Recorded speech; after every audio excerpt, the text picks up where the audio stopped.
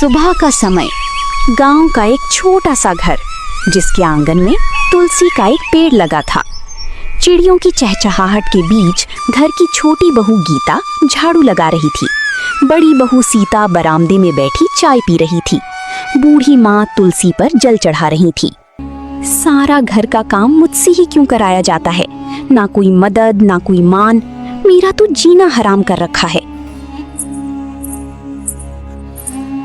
तू तो काम में लगी रहती है गीता, तुझे काम किए बिना चैन ही नहीं आता।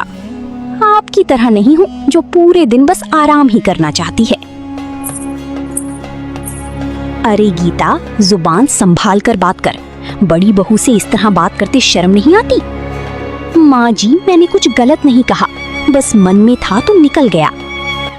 घर का पुराना रसोई घर जहाँ रमा अकेले खाना बना रही थी। सुबह से अब तक एक पल भी नहीं बैठी। माँ जी को तो बस बड़ी बहू में ही दीवी दिखती है और मैं तो बस नौकरानी बनकर रह गई हूँ। तभी गीता का पति अमन रसोई में आता है। गीता, कुछ मदद कर दूं? नहीं जी, आप तो बस मजदूरी करने जाने की तैयारी कीजिए, जैसा कि आपके घर वाले चाहती हैं। मैं कर लूंगी घर का काम अकेली। गीता, माँ को कुछ समझाना मुश्किल है।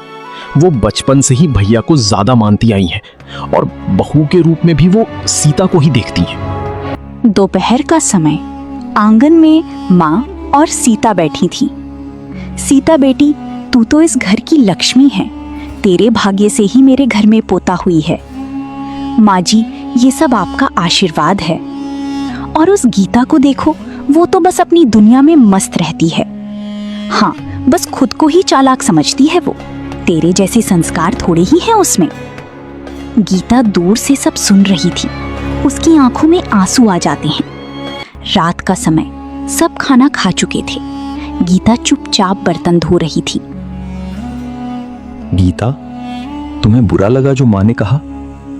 देखो, मैं माँ की तरफ से माफी मांगता हूँ। नहीं अमन जी, अब तो आदत सी हो गई है, लेकिन दर्द तो होता ही है ना। गीता, हम अभी कुछ बदल तो नहीं सकते, पर मैं हमेशा तुम्हारे साथ हूँ। बहू अमन को समझा दो कि गीता को ज्यादा सिर चढ़ाना ठीक नहीं। औरतों को उनकी जगह पता होनी चाहिए। आप चिंता ना करें माँ जी, मैं सब संभाल लूंगी।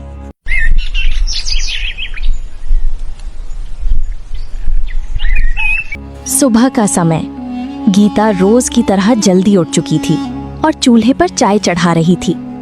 बाहर से माँ और सीता की हंसी की आवाज आ रही थी। मेरी तो हर सुबह एक जैसी होती है, कोई बदलाव नहीं, बस काम, ताने और तिरस्कार। क्या यही लिखा था मेरे भाग्य में? तभी गीता की सास रसोई में आती है। गीता, सीता के लिए अदरक वाली चाय बना देना, आज उसकी तबीयत थोड़ी नासाज है। मेरी भी तो रात से तबीयत ठीक नहीं है माँ जी, फिर भी आपने मुझसे कुछ नहीं पूछा। ओह, अब बीमारी के बहाने बनाने भी सीख लिए तूने। अरे सीता से कुछ सीख, जो बिना शिकायत सब करती है। गीता चुपचाप आंसू रोकते हुए चाय में अदरक डालने लगती है। उधर बड़ा भाई रवि काम से लौटता है। माँ, मैं आ गया। आ बेटा, थक गया होगा। गीता, जल्दी से पानी ला। अभी लाई माँ जी। गीता सब देख रही थी कि किस तरह बड़ी बेटी और बहू का सम्मान किया जा रहा है, लेकिन उसे कोई नहीं पूछ रहा। इसके बाद आंगन में पूरा परिवार साथ बैठता है, केवल गीता को छोड़कर। रवि बेटा, हमें अपनी पोते के लिए अच्छे स्कूल का इंतजाम करना होगा। तेरा बेटा बहुत होशियार है। हाँ माँ, कल ही शहर चलकर देखता हूँ। अरे हाँ माँ जी, हमारा गोलू तो सब में अव्वल आएगा।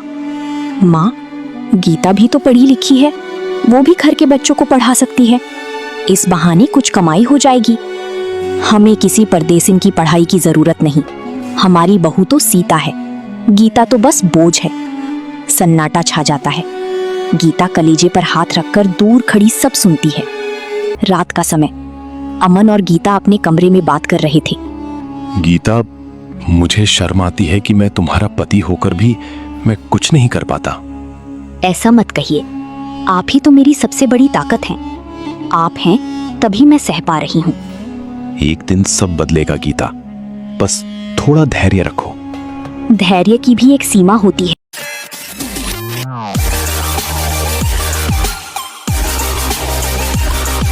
ऐसे ऐसे मज़ेदार कार्टून देखने के लिए चैनल को सब्सक्राइब करो।